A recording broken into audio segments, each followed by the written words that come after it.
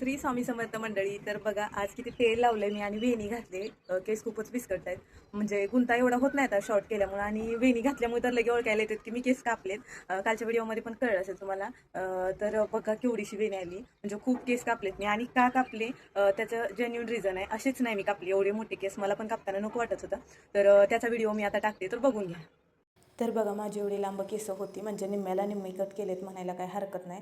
तर पुढं बघू शकता तुम्ही केस किती पडलेत माझे, म्हणजे नेहमी गुंता काढताना तेवढी केस गळायची, प्लस वरती बघा टक्कलच पडायचा राहिले आता फक्त, म्हणजे एवढी विरळ झालेत. आणि दुसरं मेन रिझन म्हणजे माझा कानाचा पडदा फाटला होता. तर डॉक्टरांनी सांगितलेलं की 1.5 महिना कानात कसलंच पाणी जाऊन द्यायचं नाही, केस पूर्ण कमी करायला सांगितलेलं त्यांनी. आणि स्विमिंग बर्ड्स अजून पण मला आंघोळ करताना स्विमिंग बर्ड्स वापरावं लागतात, कारण कानात पाणी जाऊन देऊन चालत नाही. 1.5 महिना झालेला नाही अजून, म्हणजे होत आला आता 1.5 महिना. आणि फायनली माझी केस कट होताना मी बघत होते, आणि बघा निम्म्याला निम्मी केस बऱ्यापैकी कट केलती त्यांनी. तर फायनली हा लुक होता माझ्या केसांचा. तसा बरा वाटत होता, पण चेहरा मोठा असल्यामुळे केस छोटी वाटत होती, तर मी बांधूनच टाकले डायरेक्ट. तर बघा मी बाल्कनीमध्ये ना कपडे धुवून वाळत घातले, तिकडं माझा ड्रेस वगैरे घातलाय. आणि खूप छान हवा येते बाल्कनीमधून, म्हणजे रात्रीचा आम्हाला फॅन पण लावायची गरज पडत नाही, एवढा उन्हाळा असून सुद्धा.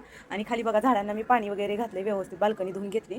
आणि झाडं जरा वटलीत माझी, माझं झाडांकडे सुद्धा लक्ष नव्हतं. हा बघा माझा जो मनी प्लांट होता तिकडचा तोच आहे. तर आणि ही बघा इकडं बिल्डिंग आहेत, पण हे तर जरा आउटसाईड म्हणजे रान आहे, शेती मोकळे, तर त्याच्यामुळे जास्त हवा येते आणि खूप भारी वाटतं.